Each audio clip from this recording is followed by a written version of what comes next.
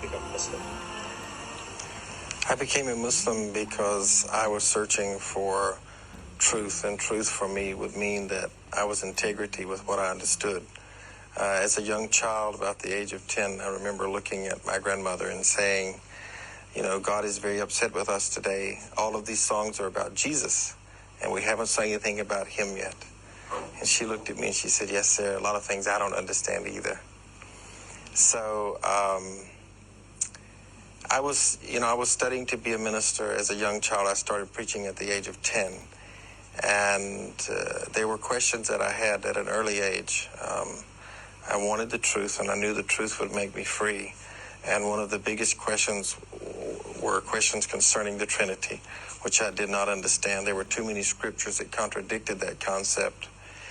And also the canonization of the Bible. And these were questions that I had as early as 12 years of age.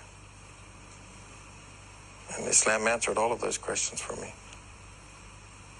Let's start first with the concept of the oneness of God. When we as Christians look at the concept of the oneness of God, we have apostolic Christians who say there's one God. And then we have the majority of Christians that say that Jesus is God, that, you know, God is God, and then he sent himself in the form of a man in the flesh, which was Jesus, and then he's his word, which was the Bible. In Islam, of course, we know that there is nothing comparable to God. And there are 352 scriptures in the Bible that contradict the notion of Trinitarian doctrine. The word Trinity does not exist in the Bible from Genesis to Revelation, from the first book to the last book. I did my thesis in Bible college at the age of 15 entitled Jesus Christ is Not God. Needless to say, I was not asked to come back. But this was one of the greatest blessings to me, was to find and understand how could the Creator be compared to the creation, you know. And this, of course, was one of the greatest blessings of finding Islam for me, because it all made sense. All my life, I believed firmly that which the Old Testament teaches, thou shalt have no other gods before me. And how could we then have pictures of Jesus in the church if we weren't supposed to have any graven images, if we weren't supposed to have any gods before us? How could we pray to him?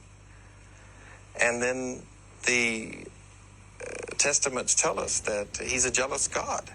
And if he's jealous and we're singing about this other guy called Jesus, there's something wrong with the story. So thank you very much, my brother. You know, the thing is that once you start questioning everything, there is no way you cannot discover Islam. Once you elevate your mindset in questioning everything, there's no way you cannot discover Islam. Because when you read Quran spelled everything out. You know, it made it clearer for us, you know, that we are there before. You understand? Once you start being a questioning person, there's no way you cannot discover Islam. And when you discover Islam, you also need to start questioning things around you. I will talk about that on my next video. Thank you for watching. See you on my next video.